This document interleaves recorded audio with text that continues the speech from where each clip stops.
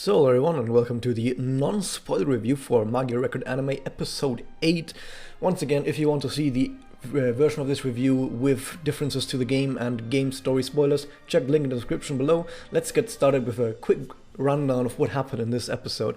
So first off, we see Iroha asleep again in her new bed in Mikasuki Villa, and suddenly at night her phone turns on and it's FM Kamihama Holy Radio Station, and it just plays the OP, and that's a pretty cool thing actually.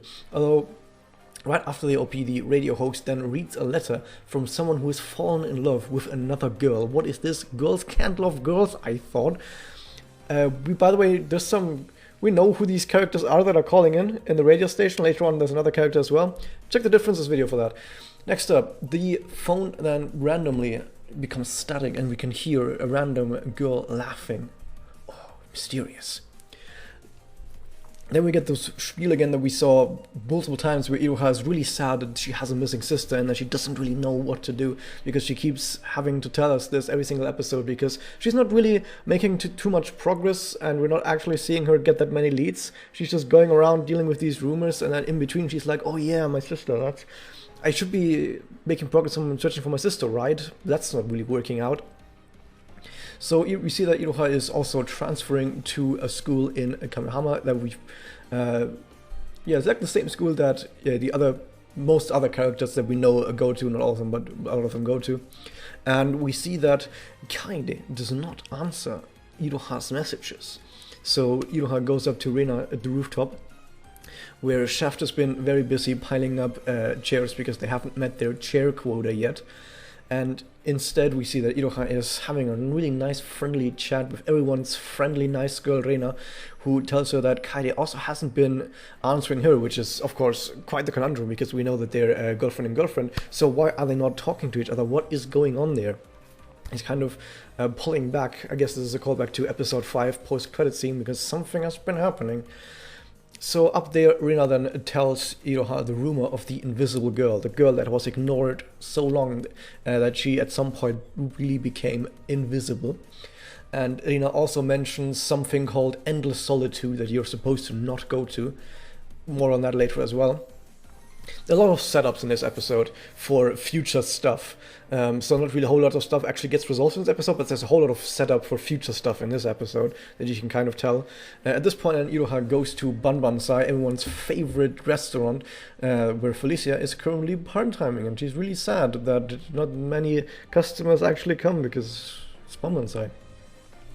So Tsuruno has been making way too much food, and realizing that Tsuruno has made way too much food for Iroha, she makes even more food with the 4,000-year combo platter. Who could even eat that? I mean, what non-American person could eat that? So then Tsuruno tells the rumor of the Radio Wave Tower. We're getting 2 rumors for one in this episode, wow! And the rumor of the Radio Wave Tower is just that if you go to the Radio Wave Tower and you listen to your phone, I don't know why I'm doing this because no one has a phone like this anymore. Phones nowadays are like this. If you listen to your phone, you can hear a girl crying and calling for help.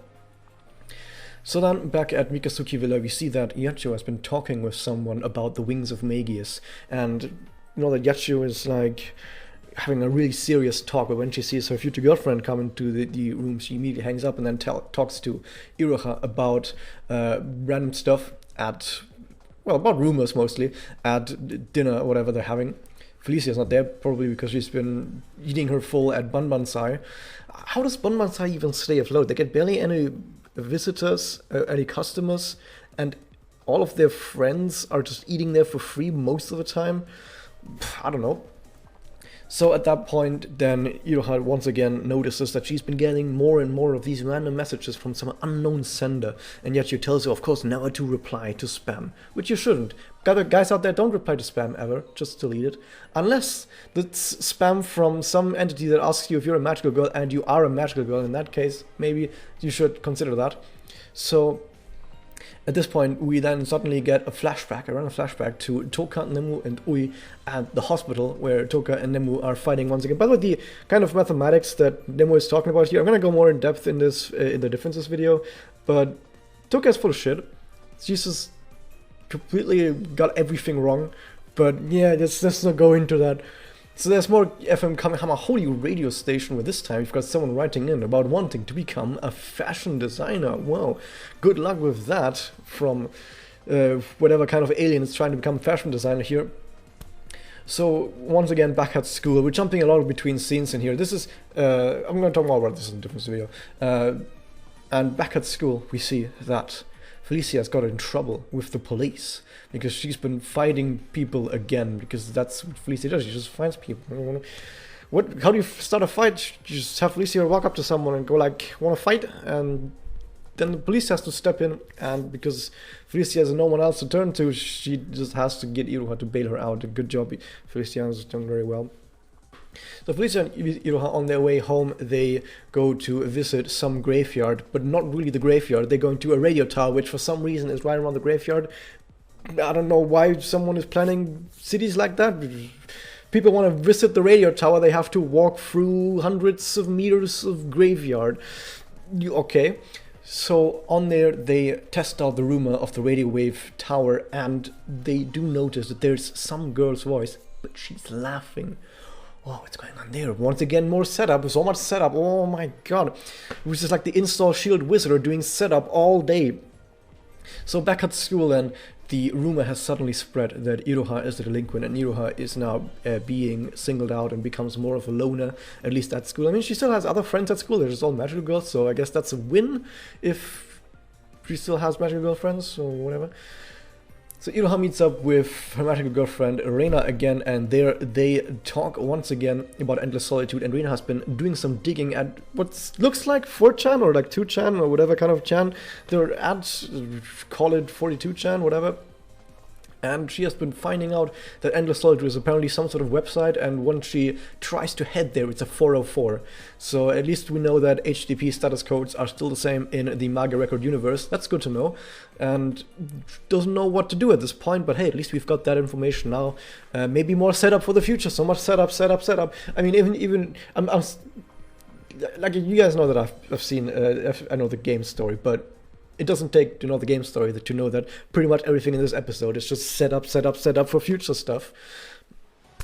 So at this point then we decide to skip once again, because Iroha is now going to the radio wave tower because she realized that the invisible girl and the radio wave tower and the voice and everything must all be connected, all is linked up in this nice little link, and she's trying to unravel the mystery. And to do that, she goes back to the rooftop, the radio wave tower, and tries to listen again, not this to the voice, maybe call it as well, but she also mentions to Yacho that she has found some connection and she's going back to the radio wave tower. But once she arrives there and tries to test the rumor out again, she makes this discovery that Tsukuyo is also there. One of the Neis is there, and she trails her really stealthily by just walking behind her in earshot. And Tsukuyo definitely has not noticed that someone is following her. So Tsukuyo goes up the radio wave tower, and Iroha follows her and jumps up the radio wave tower. Well, she kind of sprints. I was hoping she would like jump up, because we've seen her jump around the room in episode 1. And she's not really using jumps that much. She's still just walking. But it's okay, because once she's up on the rooftop, we're gonna see some more jumping, because she runs into Tsukuyo, who definitely has realized that she has been followed. I mean, how wouldn't you? And Tsukuyo doesn't want to be followed because she thinks like, oh no, stranger danger. So she makes a witch, the rooftop witch Stacy, fight against Iroha. And Iroha fights. Well, I say she fights, she just dodges attacks. But at least she's gotten good at that, right? Like, the thing is, Iroha is getting better. We definitely see Iroha getting more competent. She's doing more movement now. She's doing more movement than before. She's actually jumping and running and dodging attacks and being really good at all that stuff and not immediately getting hit instantly. But she's still not actually doing anything to win the fight. She's just dodging. Does she not want to fight back? It's a witch. Why wouldn't you want to fight back at a witch? I mean, I know you're trying to talk to Tsukuyo, but maybe you should try to fight the witch first to not die. So she tries to fight the witch while talking to Tsukuyo, and she asks Tsukuyo about these random messages that she's been getting, and Tsukuyo doesn't know anything about the messages, but she knows about a person who has been trapped called Sana, and Iroha is like, Sana? And Tsukuyo is like, oh, I shouldn't have said that, oh shit. Good job, Tsukuyo. You're definitely doing a good job at keeping secrets of your secret evil organization. Definitely good job on that. So at this point, Iroha is then trying to do something. I mean, I assume she's trying to actually beat Stacy, although she hasn't actually fired a single shot, and she has to get bailed out by random mummy jumping in from the side, being like, not even saying anything. She just stands there, saves Iroha, and then jumps away again.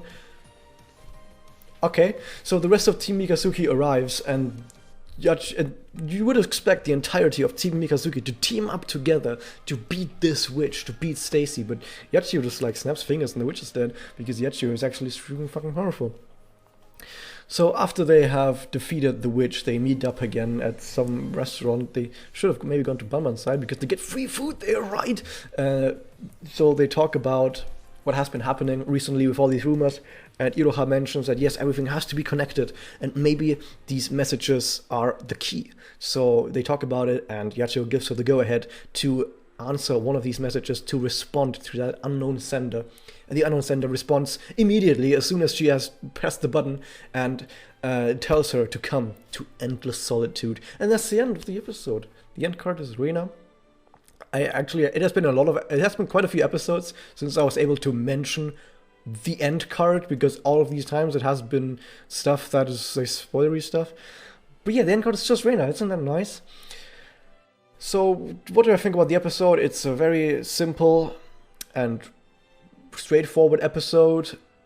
The pacing has definitely slowed down in this episode, because in every single, like I said, it has always been this duality of setup, and then you do the fight to resolve. Setup, resolve, setup, resolve. So you always had an episode of setup and then an episode of resolve. So far that has been going out since episode 2.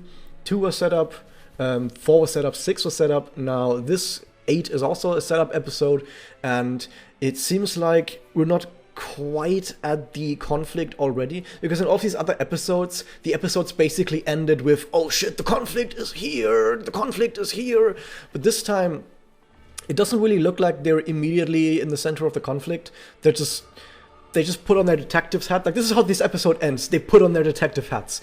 And so it seems like they have slowed down immediately, where we don't need to have a cliffhanger ending of them being in danger and them having to fight. And no, let's fight. No, let's not fight, because we need to wait for next episode. So once again, like the same thing I've said with episode 6, and as I've already mentioned with the other setup episodes, in the long run, people won't really talk too much about this specific episode, but this episode needs to happen as setup, because like I said, you don't need game knowledge to realize that there's so much fucking setup in this episode for so many things that we will need to see resolved at some later point, maybe. So as a setup episode, I liked that it finally slowed down a bit, but at the same time, I felt like maybe there was a little bit too much jumping between locations and jumping between scenes. Because I feel like quite a few of those scenes didn't really contribute that much, but at the same time, we're trying to get across now how Iroha has slowly been turning into this loner, into this invisible girl herself, I guess. Because I think didn't they show some of these scenes where they talked about the invisible girl, how she was sitting alone or whatever, and then they showed the scene of Iroha, which looked almost the same. Am I making stuff up? I'm not quite sure. But yeah, so yeah, that's that. Not really too much to say. This is not a 20-minute review, because like I said, it's a very simple, straightforward episode. If you want to see the 1-hour review again, probably not going to be quite an hour, because there's also not too much to talk about in the differences video. So yeah, check out the differences video for more, and I hope to see you guys there. If you want to see it as soon as it arrives, leave a subscribe, hit that subscribe button, and I'll see you guys next time.